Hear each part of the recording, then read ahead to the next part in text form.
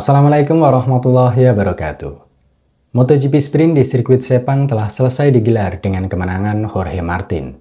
Diikuti Marc Marquez di posisi kedua dan Enea Bastianini melengkapi podium 3. Sedangkan Pecco Bagnaia, penantang gelar kejuaraan musim ini dari rival terdekatnya yaitu Jorge Martin, harus menelan pil pahit setelah misi pentingnya untuk kembali memangkas poin dari Martin di sesi sprint harus sirna begitu saja, di mana Pecco mengalami crash di tikungan 9 pada lap ketiga. Start di pole position dengan catatan waktu yang mengesankan, tak mampu membuat Pecco mengamankan posisi terdepan setelah Martin meroket dari grid ketiga dan sukses merebut posisi terdepan dari pesaing terdekatnya di kejuaraan, yaitu Pecco Bagnaia di lap pembuka. Diikuti Marc Marquez, kemudian Enea Bastianini dan Alex Marquez sebagai 5 pembalap terdepan. Sejak lap pembuka, Martin berusaha keras menahan gempuran Pecco yang tak lagi memiliki kompromi, kecuali menyerang dan menang. Sedangkan Marquez mengikuti dan masih menjadi ancaman nyata bagi Pecco dan Martin, meskipun hanya memakai mesin 1 tahun lebih tua dari Martin dan Pecco. Pada putaran kedua, Pecco mencatatkan fastest lap, dalam upayanya untuk segera mengamankan posisi terdepan dari Martin. Namun sangat disayangkan, bencana bagi Pecco dan timnya datang di lap berikutnya, di mana Pecco kehilangan grip roda depan setelah mengalami pantulan saat keluar dari tikungan 9 dan crash di titik kritis bagi semua pembalap pada tikungan tersebut. Sebuah kenyataan pahit yang sulit diterima Pecco dan tim di tengah misinya mengejar ketertinggalan poin dari pemimpin klasemen kejuaraan, yaitu Jorge Martin. Pecco terlihat begitu kecewa dengan apa yang dialaminya. Kondisi motor yang tidak lagi menyala seolah mengisyaratkan hilangnya semangat sang juara dunia bertahan untuk terus berjuang dan mempertahankan angka satunya. Pecco pun kembali ke pedok dengan hanya berjalan kaki bersama rasa kecewa dan frustasi yang tak lagi terbendung. Sedangkan Jorge Martin terlihat nyaman dengan posisi terdepannya setelah mengetahui bahwa satu-satunya pesaing terberatnya di kejuaraan harus kembali ke pit lebih awal. Bahkan setelahnya, Martin mampu menjaga ritme kecepatannya dari kejaran Marquez di posisi kedua. Begitu pula Marquez yang juga berusaha menjaga jarak dari kejaran pesaing terdekatnya dalam perebutan medali perunggu musim ini, yaitu Enea Bastianini. Pada akhirnya balapan sprint di seri Sepang Malaysia berhasil dimenangkan oleh Jorge Martin, diikuti Marquez yang sukses mengamankan podium kedua, dan rekan setim Pecco yaitu Enea Bastianini sukses melengkapi podium ketiga. Kemudian grup di luar zona podium diisi oleh Alex Marquez yang kali ini hanya mampu finish di posisi keempat. Diikuti Fabio Quartararo sebagai satu-satunya pengendara YZR-M1 atau non-Ducati yang sukses finish di 5 besar. Sekaligus membuktikan bahwa kinerja pabrikan asal Iwata Jepang tersebut tak bisa dianggap remeh. Dengan pencapaian step by step musim ini yang kemungkinan besar berpotensi menjadi protagonis di antara dominasi pabrikan Eropa mulai musim depan.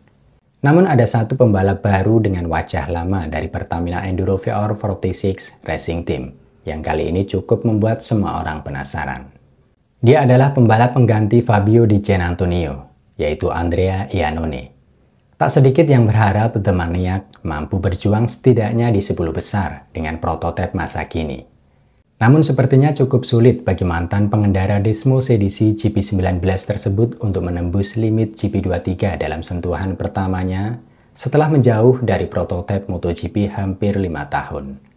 Di mana Iannone hanya mampu finish di urutan ke-19 dengan berjarak 25 detik dari sang pemenang balapan yaitu Jorge Martin dan 24 detik dari pengendara GP23 terbaik yang finish di posisi kedua yaitu Marc Marquez. Dengan tumbangnya Pecco Bagnaia di sesi sprint Sepang, membuat Jorge Martin menambah keunggulan 12 poin dari Pecco, yang sebelumnya meninggalkan Thailand dengan keunggulan 17 poin. Kini Martin kembali menjauh dari Pecco menjadi 29 poin. Dengan 3 balapan yang masih tersisa atau 62 poin yang bisa diperebutkan, di antaranya Grand Prix Sepang dan sesi sprint serta Grand Prix di race pamungkas pengganti Valencia, yang sejauh ini masih belum dikonfirmasi oleh Dorna. Secara matematis, kans Pecco dalam perebutan gelar kejuaraan masih terbuka. Namun kesalahan mahal yang membuat Pecco membuang poin krusial di sesi sprint Sepang, membuat potensinya membalikan keadaan dari Jorge Martin semakin sulit. Pasalnya Martin punya kesempatan mengunci gelar di Sepang jika dia mampu menangkan balapan akhir pekan ini. Namun semua tidak akan berjalan semudah itu bagi Martin, dan itu bukanlah pilihan terbaik bagi Martin. Karena masih ada Pecco yang jelas akan tampil habis-habisan demi membuka kembali kansnya di kejuaraan.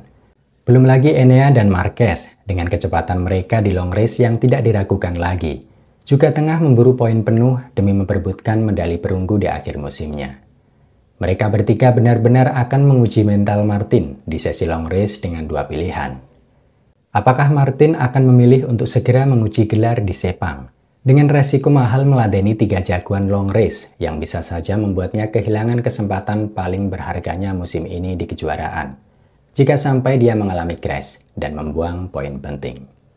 Ataukah Martin akan berusaha bermain aman dengan balapan pamungkas yang jelas akan lebih menjanjikan sebuah gelar juara dunia yang dia idam-idamkan setelah mengalami kegagalan di musim sebelumnya? Pilihan ada di tangan Martin, namun tidak ada kompromi bagi Pecco kecuali meraih 25 poin di race Sepang dengan kemenangan. Karena hanya sebuah kesalahan yang akan menentukan gelar kejuaraan musim ini antara dua jagoan Ducati tersebut, baik Jorge Martin maupun Pecco Bagnaia.